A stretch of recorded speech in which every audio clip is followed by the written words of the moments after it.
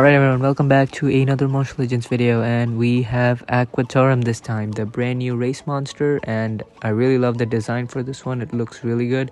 Let's go ahead and feed it to level 100 in this video and review him. So when we look at its trait, it has immunity to control unranked. Now this is amazing, obviously one of the best traits in the entire game, and at rank 1 it has water protection, which is really great because it's a fire type monster.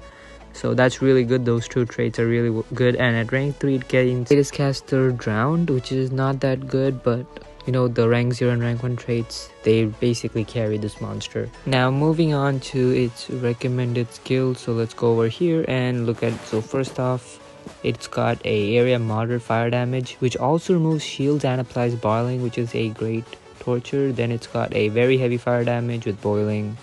That's pretty good. Then it's got an insane fire damage. That's really good. Really high damage output with just a 1-turn cooldown. And this one really has caught my attention. A spammable massive metal damage with shield removal. And considering how important shields are right now, this is really good as well. So this guy's moves are really good for an attacker. It's got access to boiling, it's got high damage outputs, and it has drowned. But the only problem I see here is it doesn't have an area metal skill. It only has a single metal skill, but it is spammable, 0 stamina, 0 cooldown, so I guess that's really good. Now talking about its recommended runes, I'm going full strength here. Also I do recommend you can swap out one of the strength for team speed, but I'm going full strength here because, you know, I want to make most of its high damage outputs. So now let's get to the main part, which is we will be talking about the pros and cons for this monster. So let's just start off with the pros. So obviously the pros are its great trait. At rank 0 and rank 1, immunity to control, arguably one of the best traits in the game. And at rank 1 it has water protection, which will really help out because it is a fire type. And for its moveset, it is amazing as well. It's got access to boiling, which is a great torture. It has access to drowned. It has a spammable metal skill, and one more skill over here, which is this one right here, a water type skill. But it is not in the recommended skill, so I didn't go for that. Although I might replace this skill on the right, which gives drowned and boiling, with the skill on the left, because, you know, area water damage, I guess it's pretty good for team wars, so you can use it like that as well.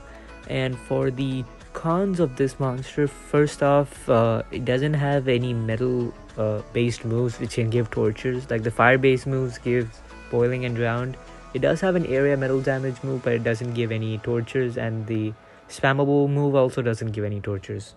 Another con is this status caster, which is drowned. Now the main problem here is drowned is not that bad of a torture, but you know, having any torture for status casters is pretty bad.